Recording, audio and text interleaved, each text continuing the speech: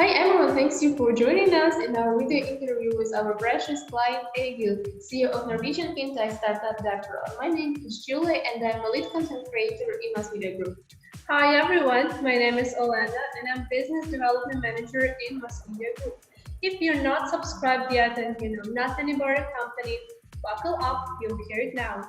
Mass Media Group is a software developing company with more than 13 years of experience and more than 400 projects delivered successfully. We mostly work on custom software solutions to take the development pains away from our clients and to let them earn more on their business processes. So I guess we can start our interview with Eigil. Okay, let's start with a question that you've already got used to answer, I suppose. Briefly about Defero. What is the main idea, how it works, and how it helps your users? Yeah, hi everyone. My name is Eigil and I'm the founder and CEO of Defero. Defero is basically a web page where private individuals can check their credit data for free. We then use that credit data to ensure that they have the best rates possible on their loans, for instance, and insurance and electricity, and provide them information that they can use to get a better private economy, basically. Cool. How did you come up with this idea? So I used to be the sales manager in a global company called Dun & Bradstreet. They're the leader in credit data worldwide. And there I used to work with a lot of big banks and other companies that use credit data on a daily basis to evaluate their customers. So I knew that all companies more or less base their pricing and terms on the credit data, but the persons themselves, they had no clue about what their credit score was, for instance. So I'm not sure how I got the idea, but sometime maybe 3 years ago, I just had this idea that I could build a product around that and make sure that most people knew more about their data and the actual value. And when I saw that some other companies in the United States did the exact same thing, more or less, I thought that, okay, this is a good enough idea that we can do it. And then I just quit my job and started it, basically. So if I got it correctly, like in the United States, they already have had such projects, like products, but they were like that in Norway, right?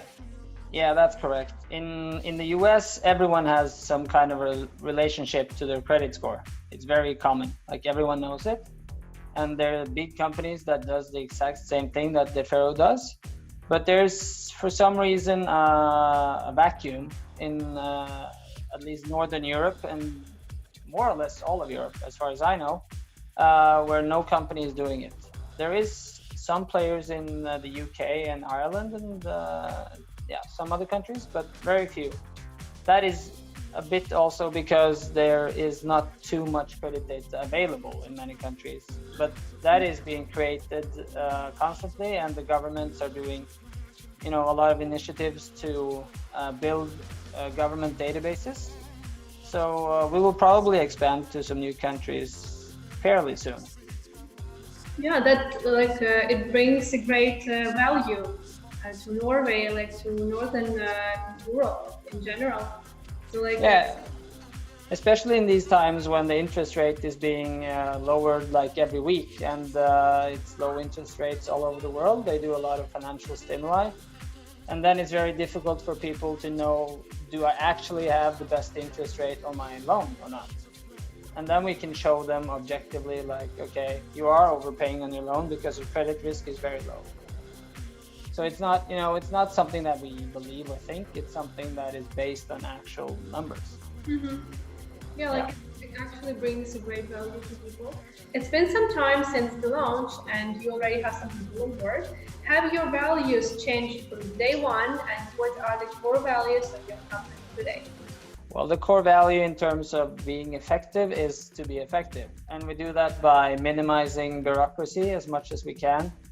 Have very short command lines, like we make a decision in a matter of seconds if we have to.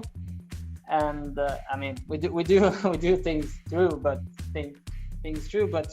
we don't spend any unnecessary amount of time, doing all kind of formal processes that we don't feel is generating value.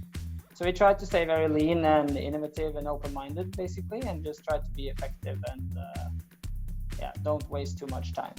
That sounds like a dream. I mean, I wish in Ukraine our bureaucracy was fixed this way too. Yeah, and I mean, I used to work in a global company with many thousand employees, and there we had insane bureaucracy. And before that, I used to work in Citibank, and then we had, to make a decision, we first had to have it approved in Sweden, and then in the UK, and then even in India. So it took almost a year to just make a small decision, and that is very ineffective. That's horrible. Yeah. And your project as a fintech is a combination of modern technologies and a bit conservative financial industry. So talking about this financial and technological overlap, how important are innovations and software in financial industry? It's very important because in Norway, and I guess this is also true for a lot of other countries, it used to be they didn't collect and use data almost at all. So when you applied for a loan in Norway for just, I think, let's say 5 years ago, you had to speak to an actual person and meet the bank underwriter a few times. That you had to send them by paper your salary and your tax return, all of that stuff. But now all of this information has been digitalized. So when you apply for a loan in Norway now, you get the answer within seconds if you can get that loan or not. So it's the whole digitalization and using data to speed up your business it's something you have to do if you want to stay competitive. Recalling your own experience as a startupper with a fintech product, is it necessary for an entrepreneur to have a solid technical background?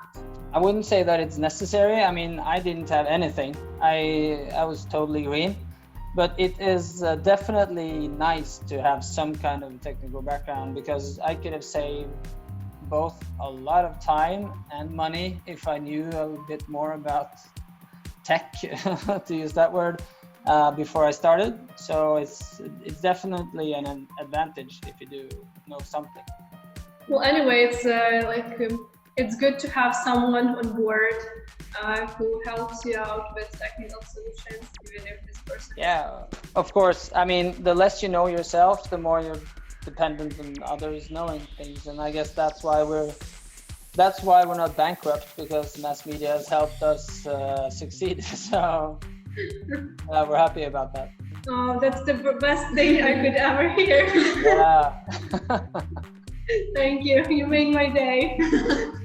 I'm glad to hear that. Yeah, actually, as we know each other a bit, I know you have hobbies. As a normal human being, you have a personal life. So I'd like to ask, do you have some golden rule that drives you in life and help you manage your company and manage this life-work balance? I think it's a lot of the same things that we do business-wise. I always like to be effective, and that's also something in my personal life. So, for instance, yesterday I bought a new car, and the whole process took me 10 minutes. I didn't even drink a cup of coffee with the guy. So, and I always try to stay healthy too. I think you get a lot more done and you're more productive if you're in good health. So, I try to eat healthy and train a lot. I run a lot, and running helps me stay sane mentally. It's almost like a meditation for me. So, I have all these ideas and I sort of process what's important going forward. And I spend that time when I'm running to just structure my head, basically. And what are the core principles you follow in your company management? I think it has to be freedom if it's earned, and flexibility. I hate to micromanage. I think that's, again, terrible waste of time. If you have people working with you that you have to monitor constantly and just check up on to see if they do what they do, it's very ineffective.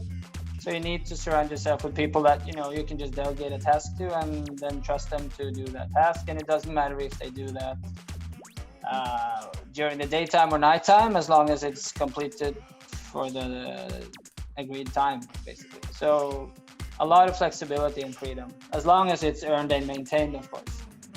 Yeah, I totally agree. Actually, sometimes it seems that controlling someone takes more time and energy than for that person to do something, actually.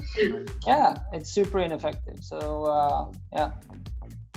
Yeah, like very nice that we're now talking about it, because that's like perfectly fit my next question, which I'm very curious to ask. At the very beginning of the Defero development app, like you had to make a choice about a development partner. You had to not to manage the person, but to give some freedom to pay attention, I guess, and to have some trust for the people. So what was the most difficult thing to find a good technical partner? To find a partner that is both accomplished enough to be able to do the things that you need to do, and also competitive in terms of pricing, and has the ability and the proactiveness to communicate properly, is very hard to find. So we had some other partners before mass media that, you know, they had some of those three factors, but they didn't have the whole package, which led to, one of the partners had a very bad designer, so that didn't work out. And the other one was very skilled in programming, but did not know how to communicate. And, you know, so we never really found the whole package. But once we met mass media, we felt that we got you are accomplished enough that you can, you know, fulfill our visions and do it within a reasonable time frame and at a price that we can cover, and we know what's going on while it's being done, so we have a good communication. And that is really important when we are like not half the world away, but at least a fair amount of distance between us. It's very important that we communicate well digitally. So yeah. And what do you think keeps Mass Media Group and Defero as the partners for such a long time? I think it's that the fact, well, what I just said, that you fulfill all these factors that we're looking for, but also, you know, that we're growing the relationship and talking about, you know, we have a constant dialogue, and it's not only business, it's mostly business, I'll admit, but, you know, we do chat about our lives too, and that's also nice to build a relationship over time. Yeah, I totally agree. Actually, it's like I'm really glad hearing that. Like anyway, we know that we might probably have some flaws, and we can constantly are working on like improving our performance and our collaboration, so we both win. Yeah, definitely. I mean, there will always be challenges and some bugs and errors. I mean, that's the name of the game, but I think we handle them pretty well when they occur, and we have gotten better at, you know, minimizing them too. So things are constantly improving, and that's also important. In October, we had a chance to spend some time together when you gave us a visit in Ukraine. So what was your like first impression about the company and Ukraine in general? Well, first of all, you were extremely friendly and open-armed. Like, we didn't even have to book the hotel, it turned out, because we, you know, had some social stuff going on all night. So basically, we could have just saved that money and not booked the hotel. So that's good to know. But at the same time, you know, even though it was very nice in a social manner and very friendly, it was still professional. Like, we got a good tour of your business, which is super nice, and met almost all of the key stakeholders in your company, I think. And, you know, everyone took their time to show us around and talk to us, and it was really, really great. Norwegians have a lot to learn from Ukrainians when it comes to networking that way, so that's good. We actually managed to sleep on the train back because you were so exhausted from the whole thing, so I guess that's a good thing. Yeah, I remember. Yeah. And Ukraine in general also was very nice. We had a couple of friends with us that we met in Kyiv after staying with you, so it was a really nice weekend for us, all in all. Yeah, good to hear that. Like, we are waiting for you again doing this. Yeah, and you're always bragging about your skiing skills, so I hope that you come to Norway soon too. Oh, okay. coming. Okay.